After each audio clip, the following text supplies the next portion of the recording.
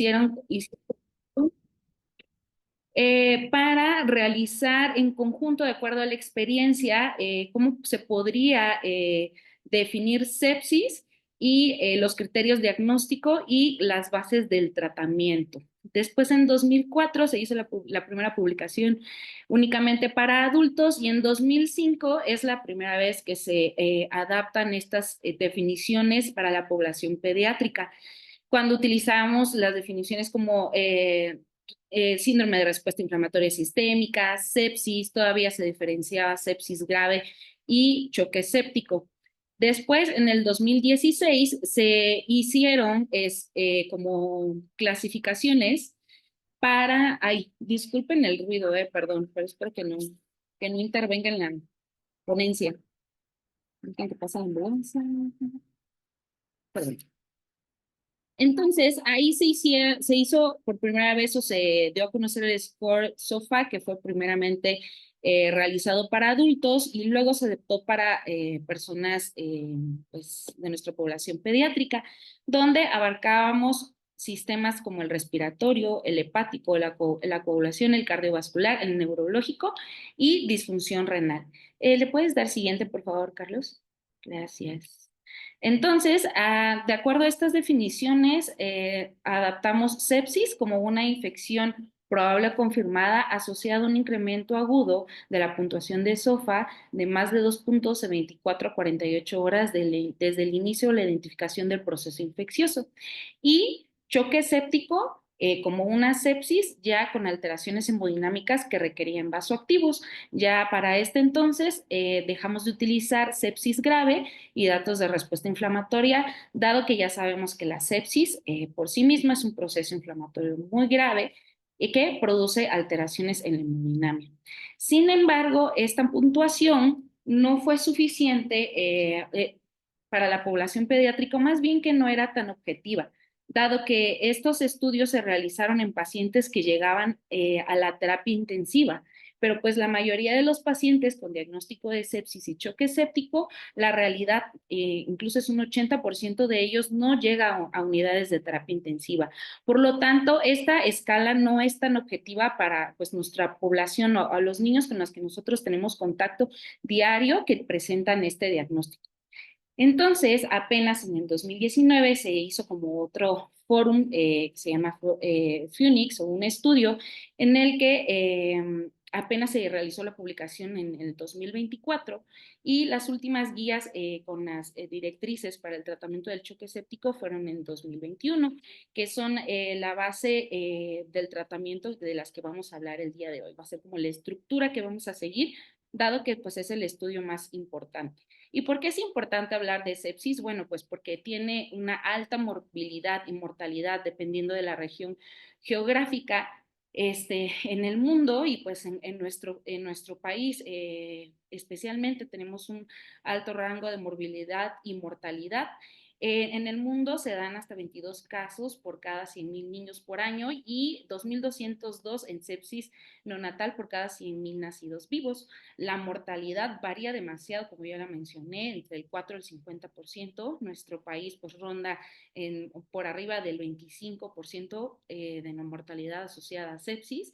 Y pues estos pacientes llegan a presentar del 30 al 50% de las veces choque refractario o falla orgánica múltiple y si no se identifica a tiempo y no se trata a tiempo, pueden llegar a fallecer en las primeras 48 a 72 horas. Y algo muy importante, por lo cual yo siento que es un tema importante de tratar y actualizarnos, es que el 80% no va a ser tratado en una terapia de cuidados intensivos para niños, sino que van a estar en hospitales de segundo nivel o incluso de primer nivel. Y es muy importante aprender a identificar al niño con sepsis e iniciar el tratamiento de forma oportuna para disminuir la morbilidad y la mortalidad, incluso también los gastos intrahospitalarios que un niño como estos puede conllevar pues a largo plazo en los hospitales, ¿no? La siguiente, por favor. Y pues bueno, regresando a la definición y los criterios, como ya dijimos entonces, en la población pediátrica, esta valoración, el score de SOFA no fue muy objetiva, por lo que se llevó a cabo otro foro, el foro del estudio de Phoenix, y en la que se reunieron 35 enfermeros y médicos de países como Australia, Bangladesh, Brasil, Canadá, Francia, Reino Unido, Estados Unidos, y la definición va a ser la misma que a la que se llevó a cabo, a la que llegamos a un acuerdo en la campaña de Sobreviviendo a la Sepsis del 2020-21, en donde decimos que el sepsis es un proceso infeccioso asociado a disfunción orgánica. Pero en este caso vamos a utilizar esta escala que es más objetiva para aquellos hospitales o medios que no tienen acceso a pruebas de función renal, pruebas de función hepática, tipos de coagulación de forma temprana. Y el choque séptico, pues es un proceso séptico con afectación hemodinámica, con más de un punto en la escala a nivel cardiovascular. Entonces, actualmente utilizamos no PESOFA, utilizamos la escala de Phoenix. La siguiente, por favor.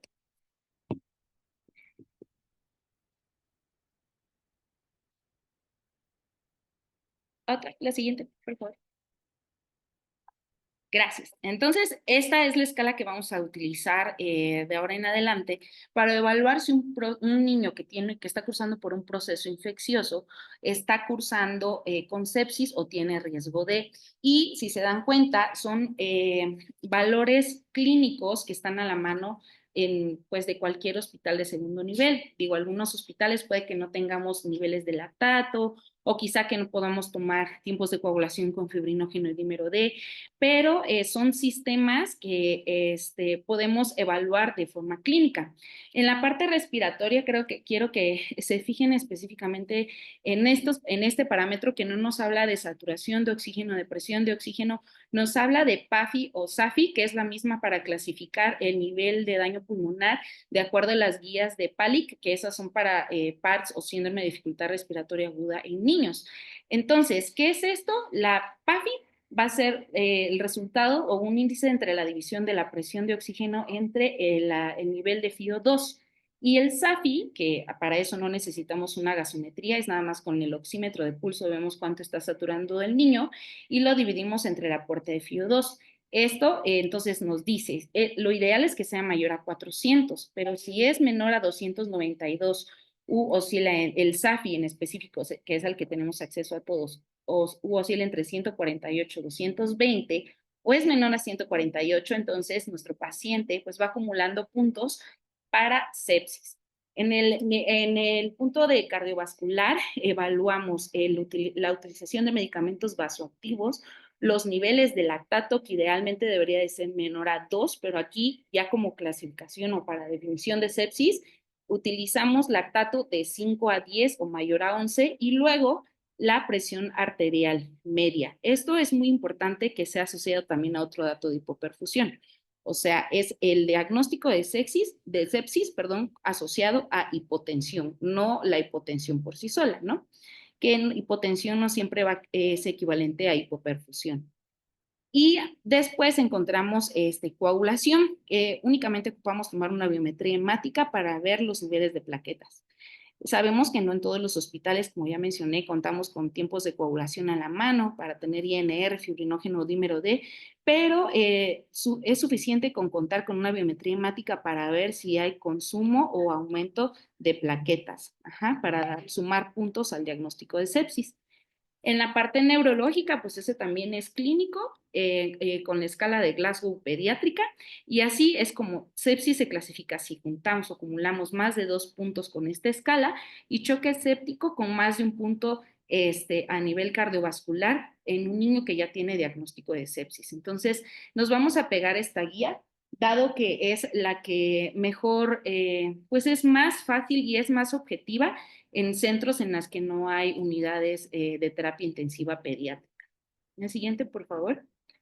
Si se dan cuenta, también es muy importante mencionar que pues es una escala que pues tiene menos de 10 años, entonces todavía está puesta a, pues, digamos, estudios observacionales, pero parece que es una forma más objetiva y de rápida identificación de pacientes que pudieran tener el riesgo de cursar con sepsis. Pero ahora, aparte de las definiciones técnicas, vamos a ver en sí cuál es la fisiopatología de la sepsis para entender también las bases del tratamiento. ¿Le puedes dar siguiente, por favor? Entonces, ¿qué es la sepsis? Pues es una lesión del endotelio.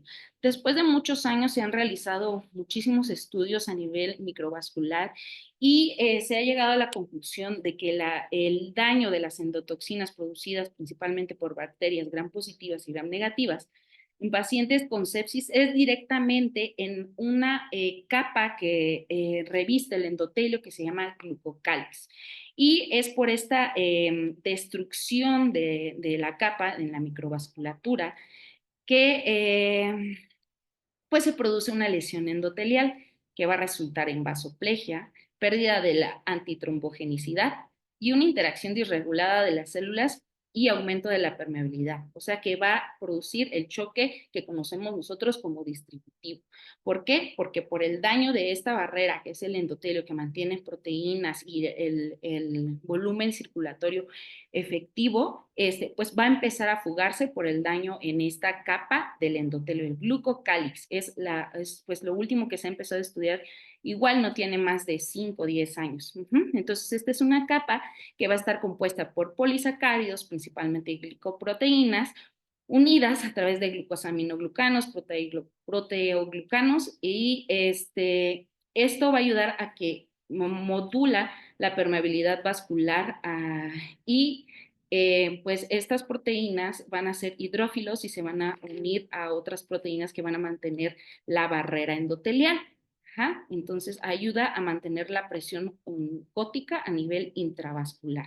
Ajá. Entonces, ¿qué va a hacer la sepsis? Pues destruir el cáliz. Esa es la fisiopatología. La siguiente, por favor. Y pues bueno, comentando rápidamente, como ya dijimos, como es una capa que literalmente se rompe por activación de las desintegrinas y metaloproteinasas de tipo A, que se van a conocer con la abreviatura tipo ADAMS, y metaloproteinasas de matriz, que van a ser producidas por estas endotoxinas, que también van a liberar otras enzimas, liberación de prostaglandinas y óxido nítrico, destruyendo esta capa de glucoproteínas y glucosaminoglucanos. Van a aumentar la permeabilidad vascular y al aumento de la permeabilidad vascular pues nos va a llevar a fuga capilar, edema, consumo plaquetario y fijación y adhesión de neutrófilos y plaquetas que van a hacer la activación de otras células inflamatorias y perpetuar la destrucción del endotelio. La siguiente, por favor.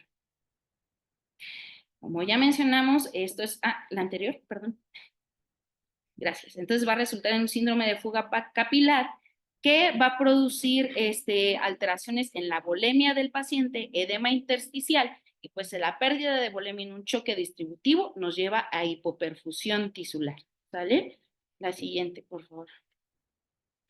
Ok, y bueno, pues esta hipoperfusión tisular nos va a llevar a activación de otras proteínas que van a ser de activación intracelular, de activación intravascular y P-selectinas, que van a promover el consumo plaquetario de factores de coagulación y activación de células inflamatorias como neutrófilos y macrófagos, que van a perpetuar la inflamación y van a conllevar a la lesión endotelial y todo lo que ya habíamos mencionado. Exceso de catecolaminas, elevación del cortisol y algunas alteraciones que se asocian en la fase temprana como hiperglucemias. La siguiente, por favor. Esta fuga de líquido intravascular, como el endotelio prácticamente está presente en todos los órganos del cuerpo, pues va a tener complicaciones en todos ellos, porque va a haber una hipoperfusión tisular o del tejido y nos va a dar complicaciones a nivel cerebral, es cuando los niños presentan deterioro del estado de alerta o deterioro en la escala de Glasgow, encefalopatía asociada a sepsis. Obviamente va a producir el choque distributivo una disfunción ventricular, principalmente izquierda, con disminución de la fracción de eyección y disminución del gasto cardíaco, lesión endotelial que conlleva a fuga capilar, edema agudo de pulmón, hígado, la congestión hepática que conlleva a falla hepática también y aumenta el riesgo de coagulopatía. Y una de las complicaciones más comunes en pacientes con choque séptico a cualquier nivel o en cualquier foco, pues es la lesión renal. Obviamente esto va a ser dado por el daño inicialmente en la microcirculación y dado por todo lo que ya mencioné, es muy importante. Vamos a ir viendo cómo es que vamos a evaluar clínicamente y bioquímicamente los parámetros de afectación o sea, a nivel orgánico. Bueno, muy importante que también se mencionen algunas bibliografías que el hecho de que un paciente tenga lesión o alteración de un órgano que no tiene nada que ver con el foco infeccioso, digamos, por ejemplo, una infección de vías urinarias que presentó choque séptico con falla orgánica múltiple y presentó edema agudo de pulmón, ya una PAFI menor a 150 es alta mortalidad, o un paciente al revés con neumonía que dejamos progresar a lesión renal aguda como parte de la falla orgánica múltiple, también tienen alta tasa de mortalidad. Entonces es muy importante darnos a tiempo para evitar que se perpetúe el daño endotelial, ¿no? Por las endotoxinas. La siguiente, por favor. Y bueno, entonces vamos a ver las recomendaciones paso a paso de acuerdo a la campaña más grande que se hizo para choque séptico en Europa y América, y las últimas fueron publicadas en el 2020. Ajá, la siguiente, por favor. Aunque cabe mencionar que también este estudio de la alteración o el daño al glucocálix nos lleva a otras medidas de protección, digamos que de esta barrera endotelial, pero que no se tomaron en cuenta en estas guías porque son estudios que todavía se están haciendo. Pero vamos a hablar de lo que ya está escrito y que sabemos que funciona. Entonces, lo más importante para disminuir o que se perpetúe la falla orgánica múltiple, pues es detener la producción de endotoxinas. ¿Y cómo lo vamos a lograr? Pues estableciendo el tratamiento con esquema antibiótico adecuado. Varía mucho de acuerdo a los hospitales, pero ay, perdón, en previos sanos, sí o sí, siempre considerar ceftriaxona. Y para aumentar el efecto podemos agregar un aminoglucósido como amicacina. En pacientes con sospecha de neumococo meticilino resistente o estafilococos podemos agregar vancomicina. O si tenemos sospecha de resistencia a ceftriaxona o en pacientes inmunocomprometidos que han estado muchas veces hospitalizados, podemos utilizar también un carbapenémico. La siguiente, por favor. Ajá. En pacientes inmunocomprometidos también depende esto de la microbiota del hospital, pero se recomienda iniciar en pacientes con choque séptico o sepsis una cefalosporina de cuarta generación. En este caso puede ser un cefepime o si presenta choque séptico o falla orgánica múltiple, iniciar de entrada con un carbapenémico. Es muy importante de inicio asegurarnos de que tengamos una amplia cobertura para la sospecha de la etiología del foco infeccioso, por ejemplo, específicamente en pacientes inmunocomprometidos que de repente llegan con fiebre y neutropenia, que realmente no tenemos un foco de infección, que todo nos sale negativo de primera instancia, pues lo más importante es frenar la respuesta inflamatoria. Entonces, actualmente se describe que si podemos empezar con esquemas de amplio espectro como meropenem y vancomicina, incluso después tomar los hemocultivos, creo que me faltó una diapositiva. A ver, dale una anterior, por favor, porque no hablé de los hemocultivos. Una antes, quizá la puse después, perdón. En fin, entonces, pues el punto es iniciar pues con todo, meropenem y vancomicina, y si vemos que en los hemocultivos en los próximos 3 o 5 días sale algo, alguna bacteria, pues dar el tratamiento dirigido. En caso de que no crezca nada y el paciente mejore, podemos dar esquemas cortos, 5 días. O en caso de pacientes que continúen graves, pero no encontramos o no hay crecimiento de alguna bacteria en específico en los cultivos, podemos continuar con el tratamiento de acuerdo a la evolución del paciente. Pero bueno, entonces, en inmunocomprometidos, como ya lo que mencionamos, cefalosporina de cuarta generación, sospecha de foco gastrointestinal puede ser penicilina asociada a un beta-lactámico, piperacilina con tazobactam, o podemos agregar clindamicina o metronidazol pensando en anaerobios, o únicamente quedarnos con carbapenémicos. Y en caso de sospecha de infección de tejidos blandos, podemos utilizar clindamicina o vancomicina de acuerdo a la gravedad. Siguiente, por favor. Ah, pues mira, la puse después, pero bueno. Entonces, la toma de hemocultivos idealmente se tiene que hacer antes de iniciar el esquema antibiótico. Dice que si esto interrumpe y el paciente está chocado y necesitas iniciar el tratamiento antibiótico ya, pues ni modo, inicies el tratamiento antibiótico en paciente que presenta ya datos de choque séptico en la primera hora. Si el paciente solo tiene datos de sepsis, pero no tiene afectación cardiovascular, entonces puedes tener hasta 3 horas para iniciar el esquema antibiótico. Idealmente deberíamos de tomar los hemocultivos antes para dar tratamiento dirigido. Entonces, esto va a depender, como ya mencionamos, del foco infeccioso, las comorbilidades, el grupo de edad al que pertenece el paciente y también el inmunocompromiso, que no solo en los pacientes, por ejemplo, oncológicos, sino también en los pacientes reumatológicos o en pacientes con alteraciones en el eje, en pacientes cardiovasculares que tienen hospitalizaciones de repetición o también en pacientes muy importantes desnutridos. Ellos se consideran como inmunocomprometidos. Entonces tenemos que dar de entrada un esquema de amplio espectro para disminuir la producción de endotoxinas. Entonces podemos dividir este tratamiento antibiótico de acuerdo a lo que dijimos como empírico dirigido de amplio espectro o podemos utilizar múltiples fármacos de acuerdo a las comorbilidades. Empírico, los que ya mencionamos, dirigidos cuando tengamos crecimiento de algunos cultivos. De amplio espectro podemos unir pues varios o utilizar carbapenémicos o por ejemplo clindamicina que tiene buena cobertura para anaerobios y gram positivos o múltiples fármacos en pacientes principalmente inmunocomprometidos oncológicos utilizamos a veces antifúngicos ya por ruta crítica cuando no vemos una mejoría después de 72 horas. Ajá. Siguiente, por favor. Y bueno, pues los agentes más comunes, o por lo menos los que más han sido estudiados, que producen sepsis, son los gram positivos y los gram negativos. Aunque en los inmunocomprometidos y recién nacidos podemos esperar que también sean por enfermedad por hongos o gram negativos que sean resistentes a tratamientos convencionales. Y en pacientes crónicos, pues vamos a esperar que estén infectados por agentes multiresistentes y normalmente necesitan utilizar varios antibióticos para contrarrestar el proceso inflamatorio por la sepsis. La siguiente, por favor.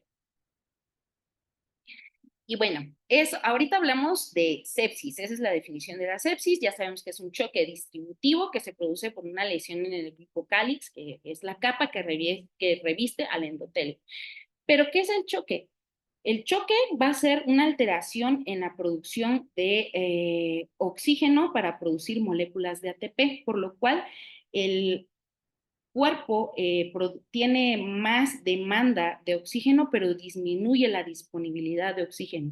Entonces, esta disminución de la disponibilidad de oxígeno va a alterar el gasto cardíaco. ¿Y qué es el gasto cardíaco? Pues va a estar compuesto por volumen sistólico y la frecuencia cardíaca. Me gusta mucho este esquema porque, pues, en una forma más, como sintetizada, podemos entender qué es lo que nosotros tenemos que mejorar en un paciente chocado de cualquier contexto. En este caso estamos hablando de un choque distributivo, pero viendo las componentes de la disponibilidad de oxígeno es en cómo nosotros podemos ayudar al paciente a mejorar esa disponibilidad y disminuir la hipoperfusión. Entonces, ¿en qué podemos intervenir nosotros? Pues en los componentes de precarga, poscarga y contractilidad.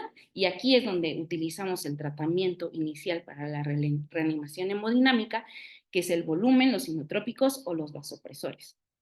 Aparte de los componentes del gasto cardíaco, pues la disponibilidad de oxígeno también va a estar formada por la concentración de oxígeno que se une a la hemoglobina y por la concentración de oxígeno que está disuelto en el plasma. Por lo tanto, también tenemos que optimizar la hemoglobina en estos pacientes y darles oxígeno, no porque estén desaturados o tengan una disminución de la PAFI, sino simplemente porque ayudamos a mejorar la disponibilidad de oxígeno y este tiene que hacer con un dispositivo de alto flujo, ya sea una mascarilla reservorio, un casco cefálico o ventilación mecánica invasiva. La siguiente, por favor.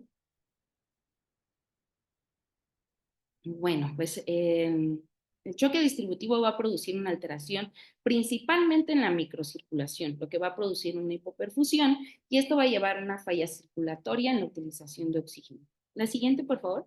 Esto, pues nos va a llevar a la activación del metabolismo anaerobio, que desgraciadamente, si nosotros no detectamos a tiempo un paciente con sepsis, pues puede llegar a alteraciones hemodinámicas y esto representa una hipoperfusión tisular progresiva muy importante. La siguiente, por favor. Y bueno, Vamos a entrar un poquito al tema pesado del choque séptico, pero que me parece muy importante que ustedes entiendan cómo manejar pues el volumen y las aminas, dado que la mortalidad, aparte de que sea por no identificar al paciente a tiempo, es justo por no saber tratar las alteraciones hemodinámicas en un paciente que está chocado por sepsis. Ajá. Entonces hay que tener en mente estos tres puntos. Lo primero es que nuestra meta para con reanimación hemodinámica va a ser mejorar la perfusión sistémica y optimizar la presión de perfusión sistémica.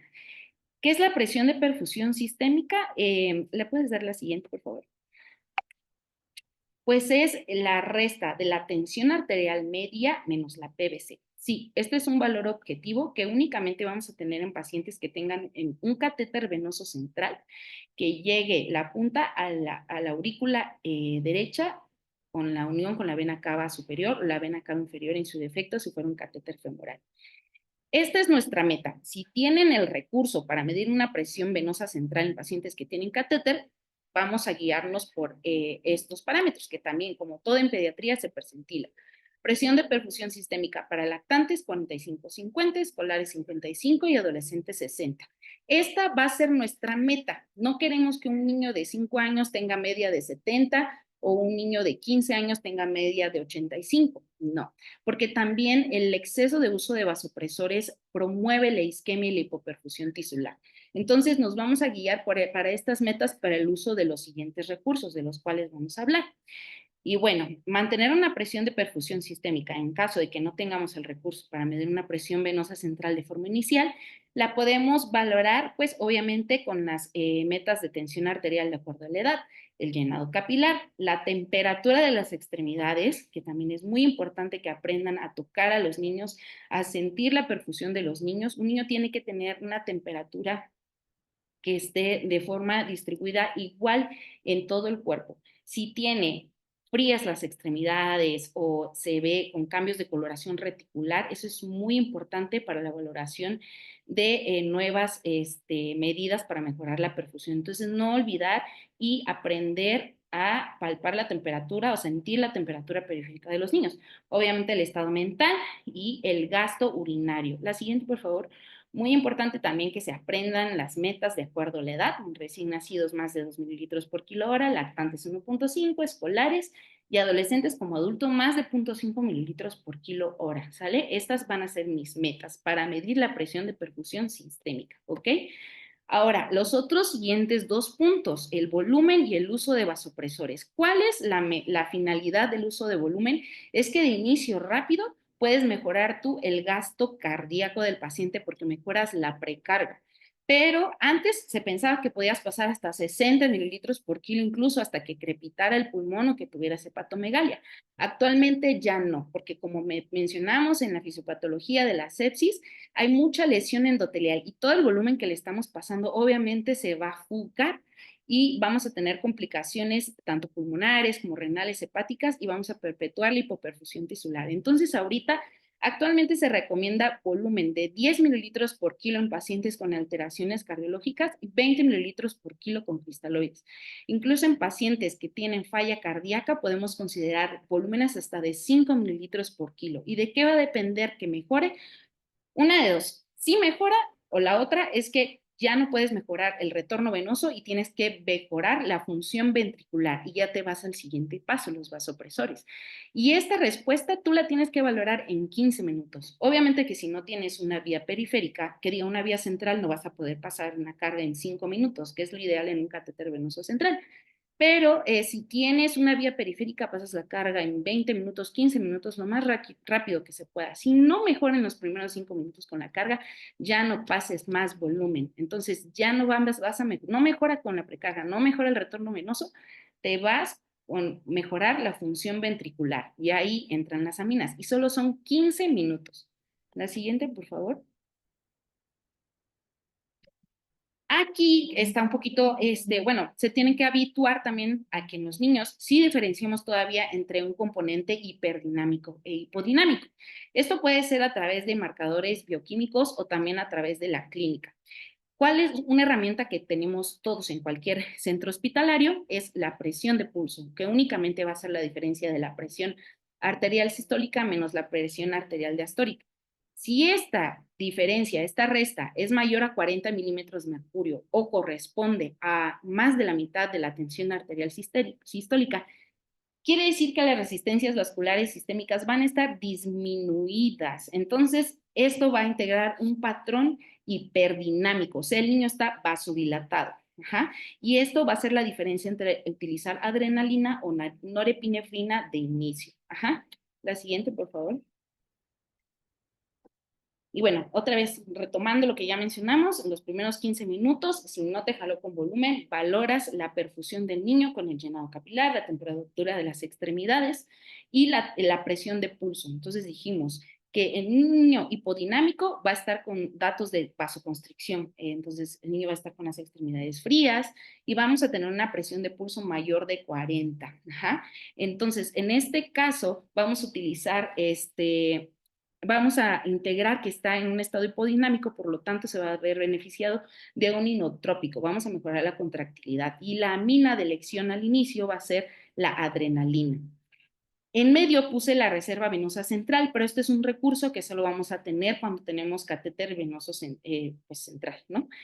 Entonces, aquí solo me va a servir la saturación, es que les debía haber puesto, en la gasometría, la que corresponde a la saturación arterial es lo que va a corresponder a la saturación venosa central, y a eso se refiere la reserva venosa. En el cuerpo normalmente se eyecta el 90% del volumen saturado al 100% de oxígeno. Entonces, en un paciente que no está chocado, extrae solo el 30% de ese oxígeno y lo que va a regresar a la aurícula derecha va a ser el 70%. Entonces, esta reserva venosa en pacientes hipodinámicos va a estar disminuida porque como está circulando la sangre más despacito, entonces va a extraer más oxígeno, entonces va a ser menor a 70%. Y ese es un recurso que también nos va a ayudar a determinar si es un paciente es hipodinámico o hipodinámico. Entonces, hipodinámico, niño frío, adrenalina. Hiperdinámico, lo contrario, un niño que está vasodilatado, muy caliente, lleno de capilar retardado. Normalmente la sangre está circulando muy rápido, entonces la reserva venosa va a ser mayor al 70% y la presión de pulso aquí va a estar perdón, aquí lo puse al revés, va a estar aumentada. La presión de pulso en el hiperdinámico va a ser mayor a 40 milímetros de mercurio, ajá, porque va a estar muy vasodilatado, entonces va a haber mucha diferencia entre la presión sistólica y la diastólica. Y aquí quiere decir que las resistencias vasculares sistémicas están disminuidas y es lo que tú vas a mejorar con un vasoconstrictor, entonces la mina de elección va a ser la norepinefrina. Aquí mucho ojo, hay unos niños en específico, en los pacientes oncológicos, que a veces se muestran con datos de vasoconstricción, que están fríos, pero al tomar y hacer el taller de gases y bueno, la reserva venosa, están con una reserva venosa con tendencia a la hiperdinamia. ¿Y esto es por qué? Porque esta vasodilatación va a ser en los vasos arteriales grandes. Entonces, el primer órgano que se sacrifica, evidentemente, es la piel en estados de choque muy graves y puede que la clínica en un paciente hiperdinámico pues sea como de hipodinamia. Por eso sería muy importante en los centros que tenemos un catéter venoso central usarlo y aprender a ver la reserva venosa y correlacionarla con el estado clínico del paciente, porque este puede ser la diferencia entre el tratamiento y el seguimiento del niño.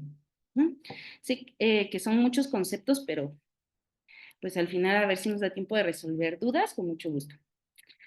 Y pues bueno, hay muchos diagramas, muchos, como, pues sí, diagramas que van a encontrar para el apoyo de choque séptico. Pero a mí me gusta mucho en específico este diagrama que les voy a mostrar, que es en terapia intensiva, porque nos pone el tiempo.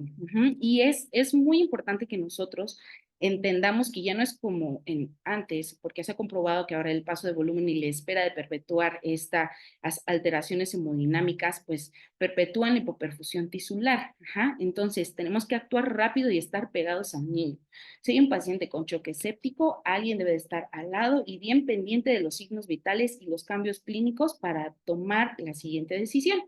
Entonces, en los primeros 15 minutos, si no responde volumen, ya vamos a decir, ok, no respondió volumen, le pasé una o dos cargas, me quedo ahí, evalúo la perfusión del niño, está frío, hipodinámico, caliente, hiperdinámico, norepiadrena, uno de los dos. Y ya en los primeros 15 minutos estoy instaurando la primera mina. Ajá. La titulación, perdón, antes, discúlpeme. Entonces, bueno, sí, la siguiente, por favor.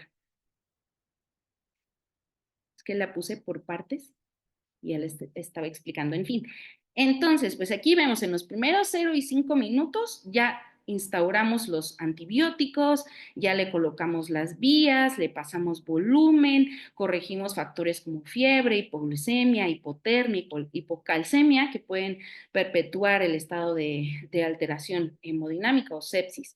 Si no te respondió volumen 15 minutos, vemos si es hiperdinámico, hipodinámico. La titulación normalmente de adrenalina o norepinefrina va a ser de 0.05 microgramos kilo minuto hasta 0.3 microgramos kilo minuto. ¿Y por qué? Realmente no hay una dosis tope de cualquiera de las dos aminas, pero se considera que a esta dosis ya estás considerando que tu paciente no mejoró y seguramente va a ocupar una segunda amina y otro recurso para mejorar la perfusión tisular. Entonces, consideren 0.05 a 0.3 microgramos kilo minuto de cualquiera de las dos. ¿Ja? Y a los 15 minutos, si tu paciente no te mejoró volumen y requiere aminas, no tengas duda, intúbalo. Porque luego me dicen, es que cuando intuba al paciente, ¿será que lo intubo y no lo intubo? Si no te mejoró con volumen y ya requiere aminas para mejorar la función ventricular izquierda, lo intubas para mejorar la función ventricular izquierda también, que es un tema un poco más complejo, pero disminuyes la poscarga del ventrículo izquierdo y eso ayuda mucho a mejorar el gasto cardíaco. Entonces, paciente que en 15 minutos ya le pusiste aminas, intúbalo, no pasa nada.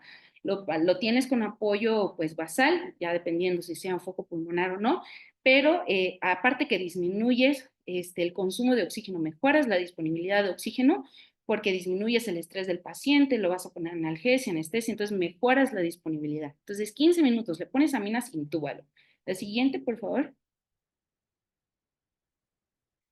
Entonces, si a los 60 minutos ya viste que no te mejoró tu niño, ya le intubaste, ya le pusiste aminas, quizá ya conseguiste que le pusieran un catéter, entonces vas a considerar, de acuerdo otra vez a la valoración clínica, ponerle otra amina. Entonces ahí vemos si la presión arterial está normal, pero el paciente sigue con datos de hipoperfusión, entonces le tomas, si tienes el recurso, una saturación venosa central para ver si está con tendencia a la hipodinamia nuevamente, entonces consideras agregar otro inotrópico que sería la milrinona o considerar levosimendan, cualquiera de los dos. La milrinona te da muchos efectos adversos, vasodilata mucho a los niños y te puede producir o perpetuar o producir hipotensión.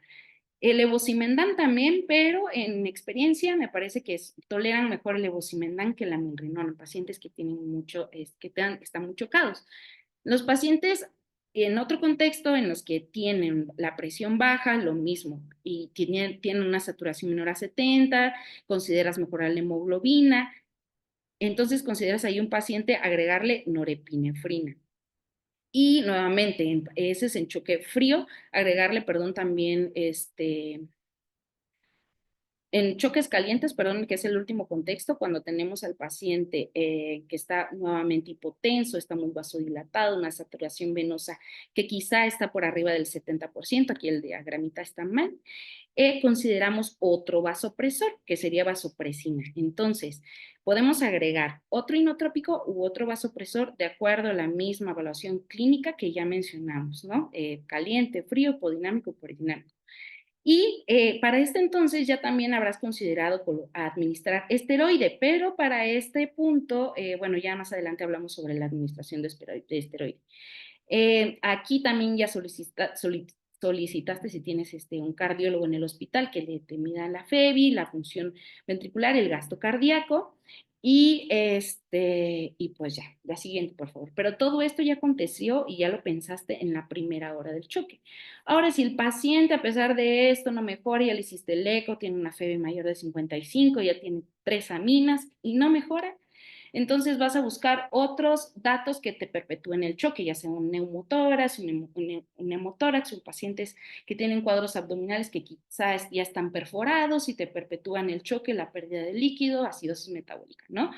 Y ya en el último de los casos, en choque refractario, pues podrías considerar ECMO, pero es como que situaciones muy específicas que al final vamos a comentar. La siguiente, por favor. Bueno, en el caso específico de los esteroides, ¿qué es lo que nos indica la guía? Esto ya lo vamos a considerar cuando el paciente no responde. Sin embargo, no todos los pacientes son candidatos para administrar corticosteroides. Sí, son buenos porque disminuyen la respuesta inflamatoria. Sin embargo, se ha visto que mejoran la mortalidad y la morbilidad únicamente en pacientes que ya tienen antecedentes del uso de esteroides, como en pacientes oncológicos o reumatológicos, con lupus o que tienen esteroide de forma crónica o con alteraciones del eje, aquellos niños que tengan hipotiroidismo, insuficiencia suprarrenal, déficit de hormona de crecimiento, ahí sí, solo este grupo de pacientes se ven beneficiados de esteroide. A la hora, ¿qué dosis le vas a poner? A 100 miligramos por metro cuadrado de superficie corporal en bolo y luego lo divides la misma dosis en 4 dosis y lo vas a pasar cada 6 horas, puedes ponerlo de 3 a 5 días. Si tu paciente mejora en 72 horas, entonces, pues idealmente, la verdad es que menos de 14 días se lo puedes quitar o al menos que sean pacientes que todavía están en tratamiento con esteroides, pones la dosis equivalente. Entonces, ¿qué nos llevamos de esto? Solo pacientes con alteraciones del eje y pacientes oncológicos o reumatológicos se ven beneficiados del esteroide. La siguiente, por favor. Bueno, ahora en caso de en las metas de glucemia capilar, tenemos que tener un objetivo entre 140 o 150 miligramos por decilitro, que la verdad es que la mayoría de las veces varía entre 120, 180. No nos conviene que tengamos un paciente con hiperglucemia porque aumenta el consumo de oxígeno, pero obviamente tampoco con hipoglucemia porque es un inotrópico negativo y disminuye el gasto cardíaco. Sin embargo, no podemos tener en casos de hiperglucemia en niños con glucosa kilominutos de menos de 0.5, en caso de lactantes menos de 2. Por lo tanto, podemos apoyarnos de infusiones de insulina, 0.05 unidades por kilo hora. La verdad es que en mi experiencia podemos utilizar infusiones menores en 0.03 unidades kilo hora. Obviamente monitorizar la glucemia horaria y cuando tu paciente tenga una glucemia menor a 200, suspendes la infusión. Lo importante de esto es que no disminuyes el aporte de glucosa, no vas a dejar al niño sin aporte porque es por liberación de cortisol que tienen estas hiperglucemias y normalmente son transitorias. Y la administración de calcio sí se recomienda, ya que obviamente funciona como un inotrópico positivo durante el ciclo cardíaco. Entonces, un buen aporte de calcio en un paciente que esté en ayuno de 100 a 200 miligramos por kilo día, respetando las dosis máximas de 5 a 8 gramos. La siguiente, por favor. En cuanto a la nutrición, lejos de lo que pensamos que antes ya dejábamos en ayuno a los niños 10 días hasta que se extubara, eso pues ya no es correcto.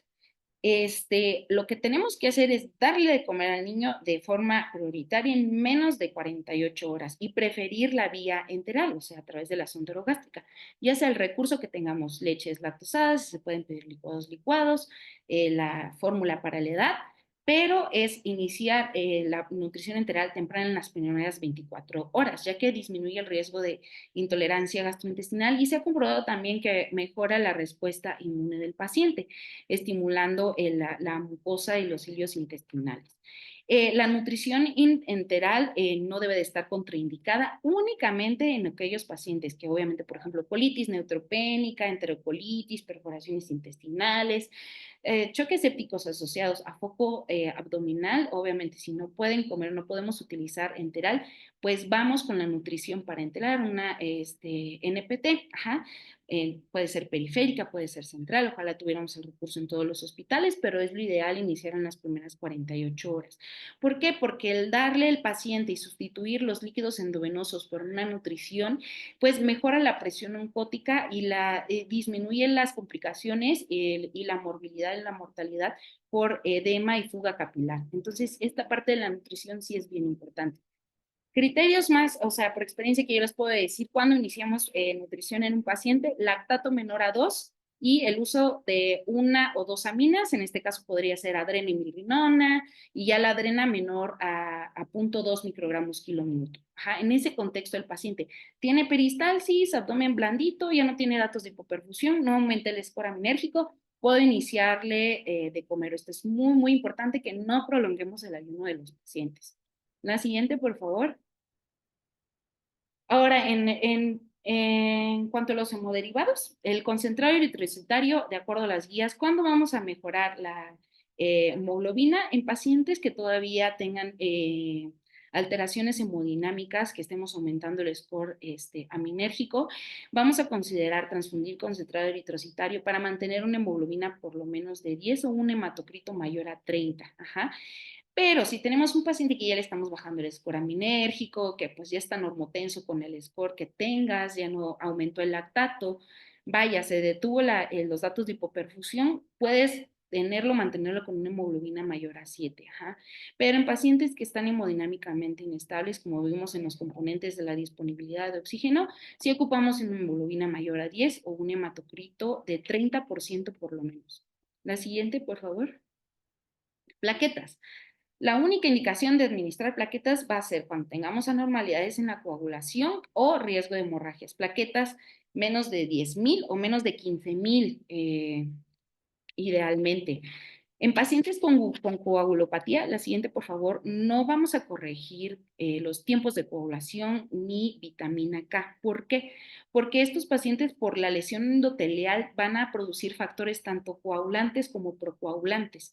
Y a veces nosotros transfundiendo perpetuamos la lesión endotelial y podemos producir o promover los factores procoagulantes que llegan a trombosar los pequeños vasos y perpetuamos la hipoperfusión. Entonces, en resumen, lo que no se recomienda transfundir ni plasma fresco ni vitamina K. Que tiene TTP de 60, si no tiene datos de sangrado y no vas a manipularlo, lo dejas así. Ahora, hay estudios recientes que clasifican la sepsis en algunos fenotipos. Con lo que quiero que se queden de esta diapositiva es que hay un fenotipo en específico que estamos obligados nosotros a detectar porque tienen harta mortalidad hasta el de 32% y es el único fenotipo de la sepsis que se puede ver beneficiada de otras medidas terapéuticas como plasmaféresis o en el caso de síndrome de activación de macrófagos con uso de esteroides o inmunoglobulina. Entonces, esto es ay, perdón, se me fue, fenotipo D, que es la trombocitopenia asociada a falla orgánica múltiple y el síndrome de activación de macrófagos. Estos dos, ¿por qué se van a caracterizar? Principalmente la trombocitopenia asociada a falla orgánica múltiple, trombocitopenia que tiene elevación de transaminasas, lesión renal y obviamente falla cardiovascular.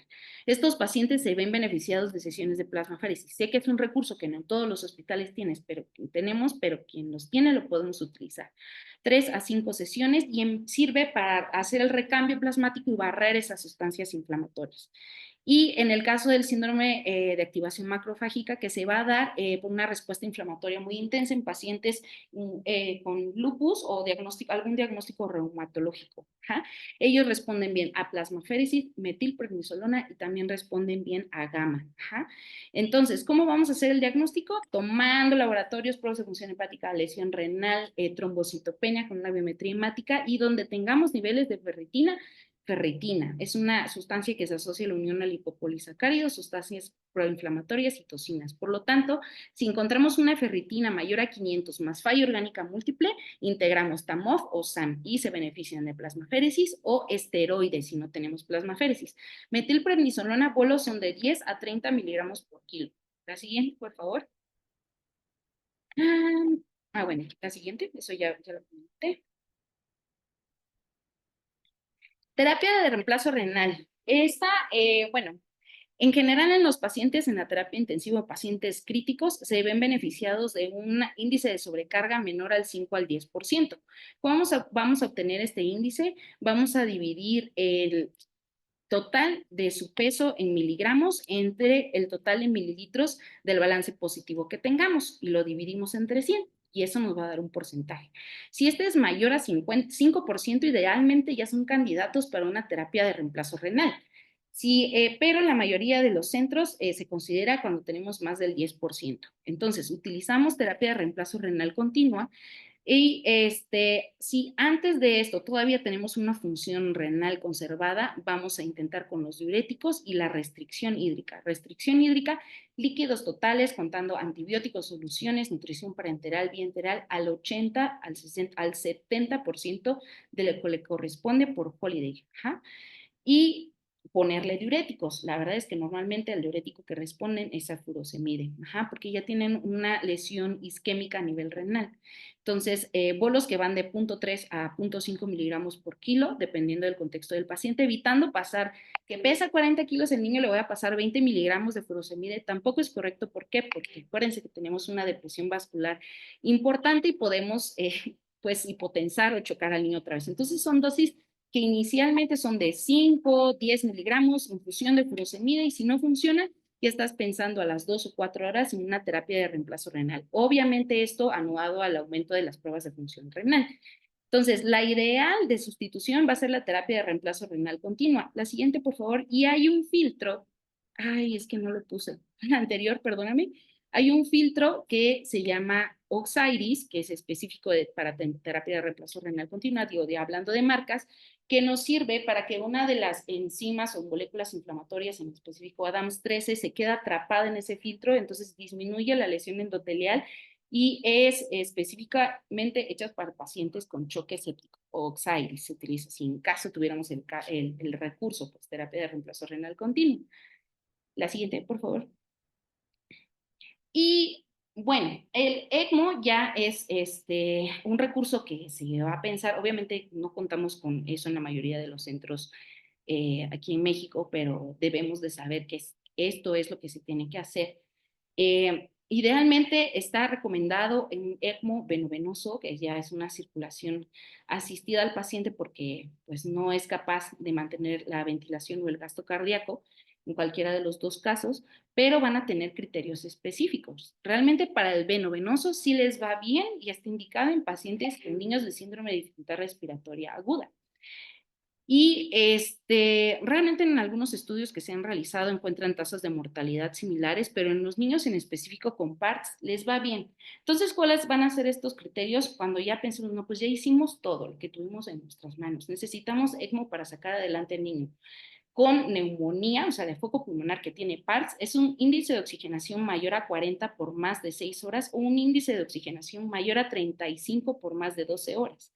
O un PAFI menor a 80% con un FIO2 del 60% o más, o en pacientes que no llegamos a metas de protección pulmonar con una hipercapnia persistente. Estos niños, si a pesar de todas las medidas no mejoran, entonces, ¿sabes qué? Pues ya es que ocupa ECMO. No tengo el recurso, pero yo sé que lo ocupa.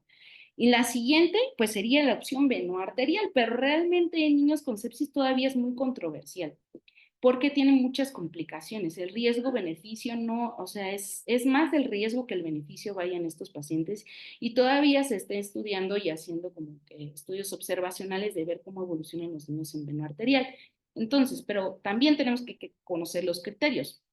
Un niño que tiene choque séptico se podría beneficiar de ECMO arterial cuando persiste con datos de hipoperfusión, con un lactato mayor a 8, con un score aminérgico mayor a 200, o que tenga un paro cardiorrespiratorio asistido y presenciado. Ese sería un candidato.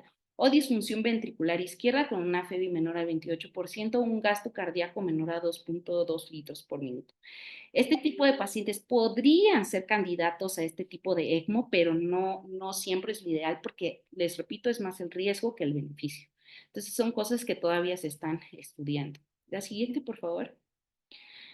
Y pues bueno, la inmunoglobulina humana no se recomienda más que en específicamente síndrome de choque tóxico o en síndrome de activación macrofágica, como ya les había comentado. La siguiente, por favor. Y bueno, les comparto estos artículos. Ahí se traba. Bueno, este artículo en especial, que son unas guías, igual una guía de práctica para tratamiento de choque séptico que se hizo en Japón, pues obviamente con otro tipo de pacientes, pero pues sí está muy interesante cuáles son las diferencias en las directrices del tratamiento de las cuales quizás nosotros podríamos adaptarnos también. Ellos, por ejemplo, algunas diferencias que hay en este estudio es el que el diagnóstico ellos lo hacen todavía con SOFA. Ellos siempre, siempre toman hemocultivo, por lo menos dos hemocultivos en diferentes sitios antes del uso de antibióticos y utilizan marcadores inflamatorios para el diagnóstico de choque séptico, la gravedad y para el seguimiento en el uso de antibióticos. Y ellos siempre, siempre, sepsis o choque séptico, inician el antibiótico antes de la hora. El volumen ellos ya lo discuten. Si no responde el paciente con cristaloides, usan albúmina y los llegan a usar hasta 30 mililitros por kilo. Digo, estas son algunas de de las diferencias que encuentro entre choque séptico de nuestras guías, pues con la guía americana y europea y las de ellos, pero está muy interesante que lo lean y pues para eso se las comparto. Y el siguiente artículo, ay, por favor. Este artículo habla pues de la lesión endotelial directamente del gliocálix y las medidas que todavía se están estudiando para mejorar o proteger al endotelio. Ajá, entonces también pues está interesante que lo revisen porque son medidas que no se tomaron en cuenta en las guías que salieron recientemente del 2020-21, pero que pues quién sabe en las próximas pues ya se van a adaptar algunos de estos cambios. Y pues creo que esa es la última diapositiva. Sé que fue mucha información en poquito tiempo, pero es que es un tema muy, muy amplio. Espero que les haya servido un poquito la información que les compartí el día de hoy. Ya. Pues muchas gracias, Jessica, por la plática. Creo que estuvo muy bien el recordar todas estas cuestiones. Sé que es un tema que muy constantemente pues están haciendo actualizaciones y revisiones, ¿no? Pero a pesar de eso, creo que sigue habiendo ciertas fallas en el manejo, como tú dices, porque no todos los centros hospitalarios de los estados pues tienen una terapia intensiva que logre cubrir todo lo que se necesita de los pacientes, ¿no?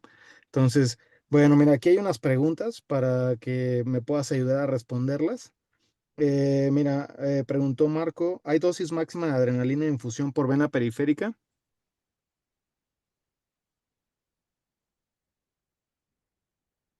Jessy, Apago creo su que micrófono. cerraste tu micro. Sí, Ujú. listo. Ay, muchas gracias. Discúlpeme. Ah, dosis máxima de, perdón, ¿de qué? De adrenalina por vía periférica. De adrenalina, no, realmente, o sea, no hay dosis máxima, puede ser, es la misma, vaya, en dosis en vía periférica o central. Realmente lo que importa, pues más que nada es la dilución, pues porque puedes causar flebitis. Entonces, considerar que puedes calcularla a 0,1 microgramos por kilo minutos, pongamos, y la vas a llevar, si es periférica, a 48 a 72 mililitros para cuidar pues la vena o la vía. Pero dosis máxima como tal, pues no hay. O sea, si llegamos a utilizar dosis muy altas, lo más importante que tengan en cuenta en este punto es que, por ejemplo, si llegamos a una dosis de norepinefrina de 0,3 microgramos kilo minuto, ya considera utilizar otro vasoactivo y valorar otra vez la perfusión. Si persiste hipodinámico, pues hiperdinámico, perdón, entonces agregas vasopresina. Ya no te esperes a tener la norepia 0,6, 0,7, 0,8, sino que les va mejor a los niños con 2 o 3 aminas en vez de una amina muy alta. De acuerdo, gracias. Mira, la siguiente pregunta es que si también hay una dosis máxima de adrenalina por vía intraósea. Creo que pues lo acabas de responder, ¿no? O sea, no hay una dosis máxima, pero pues dependería mucho de la dilución y como tú dices, ¿no? Si llegas a una dosis que ya consideras alta, pues adicionar otra amina, ¿no?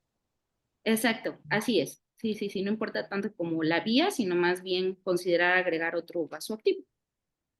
De acuerdo, mira, aquí hay otra pregunta de Vanessa, Reyes Vanessa, dice, ¿se puede utilizar hidrocortisona antes del manejo con líquidos como modular la respuesta inflamatoria?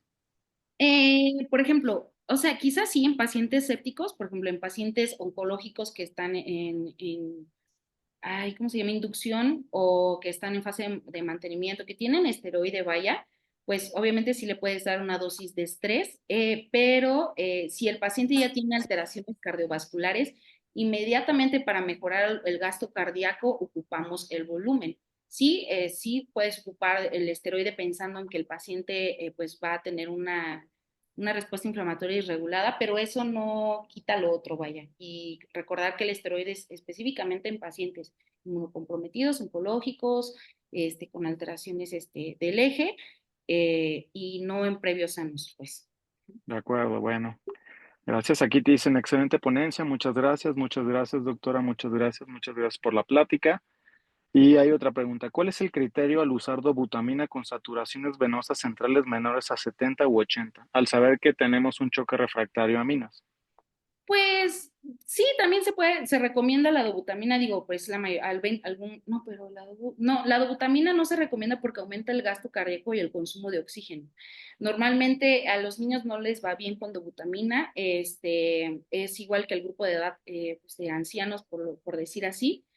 No se recomienda, prefieres adrenalina, melrinona, Ujú. levosimendan, pero dobutamina no se recomienda en la población pediátrica. De acuerdo, muchas gracias. Y dice, ¿se usa hidrocortisona en infusión continua? Sí, también la puedes usar en infusión continua, si no me recuerdo es 2 miligramos por kilo hora. Igual, 48, 72 horas. Digo yo, nosotros por la escuela estamos más acostumbrados a usarla en bolos, pero también la puedes usar en infusión. De acuerdo, muchas gracias. Mm, Esas son todas las preguntas. Súper, muchas gracias. Muchas gracias, doctora Jessica, por su tiempo. Para todos hubo mucha audiencia, siempre llegamos al 100 y bueno, sobre todo la importancia de la morbilidad y la mortalidad que tenemos pues en México, ¿no? Principalmente y pues la importancia de todos de actualizarnos. De verdad, creo que su aportación el día de hoy para muchos de nosotros ha sido pues oro molido para poder dar lo mejor para todos nuestros pacientes y agradezco su tiempo en nombre de todos y que tengan bonita noche. Ah, tenemos una última pregunta. Dice, excelente plática. En muchas de nuestras unidades no contamos con bombas de infusión. Pasamos las aminas con microgotero y tratamos de ajustarnos a los líquidos. Ay, pues ese era el Sí, tipo de contextos que yo hablaba al principio, que la verdad sí puede llegar a ser muy sí, difícil el tratamiento hemodinámico. Pues claro. lamentablemente es muy admirable que se puedan ustedes, pues adaptar a los recursos que tiene para salvar y ayudar a los niños. Yo creo que lo más importante digamos que en hospitales donde no tenemos recursos, es detectar al tiempo o ubicar al paciente que tiene riesgo de presentar sepsis. Un paciente que tiene un foco infeccioso que llega con desnutrición, tengan presente que puede desarrollar choque séptico, un paciente oncológico, un paciente tal, para determinarlo, detectarlo a tiempo, perdón, y que no tenga esta disfunción cardiovascular que implique pues perfusión tisular. Entonces también muy admirable a todos aquellos que Sí. salvan a los niños con los recursos que tienen. Gracias. Sí, y ojalá podamos nosotros también promover y garantizar estos derechos, ¿no? Al que me puedan mejorar las condiciones de salud de los niños en México, en estos hospitales en donde tenemos estas, pues no las condiciones ideales, ¿no? Y incrementa la mortalidad. Todo eso se va agregando. Así es. Y hay un comentario de Pineda Contla. En el paciente con choque podemos utilizar algún dispositivo de alto flujo como las cánulas nasales de alto flujo para mejorar la función ventricular en vez de la intubación. No, o sea, digamos, en pacientes con choque séptico Mm, está indicado los dispositivos de alto flujo, sí, para mejorar la disponibilidad de oxígeno en una fase temprana, digamos, al principio que estás poniendo volumen, entonces dispositivo de alto flujo, o sea, pues si fuera el único recurso que tuvieras, vaya así, pues, pero normalmente antes de eso tenemos una mascarilla reservorio, un casco cefálico que pueda aportar pues, oxígeno al niño. La ventilación mecánica se prefiere porque por la presión positiva que ejerces al ingresar el tubo y con la ventilación mecánica en el tórax, aumentas la presión transmural y eso hace que disminuya la poscarga del ventrículo izquierdo. Es un poco de interacciones cardiopulmonares, mm. pero realmente te ayuda a mejorar el gasto cardíaco, la presión positiva. Entonces, sí o sí, si no te mejora y el niño está chocado y inicias taminas, intúbalo. En una fase temprana les va mucho mejor en una intubación temprana. Perfecto. Pues muchísimas gracias, doctora, nuevamente por esta actualización a gran parte de, pues, de México y de la TAM. Le mandamos un abrazo muy fuerte y buenas noches a todos. Igualmente, hasta luego. Hasta Gracias, luego. Jessy. Buenas noches a todos. Hasta luego.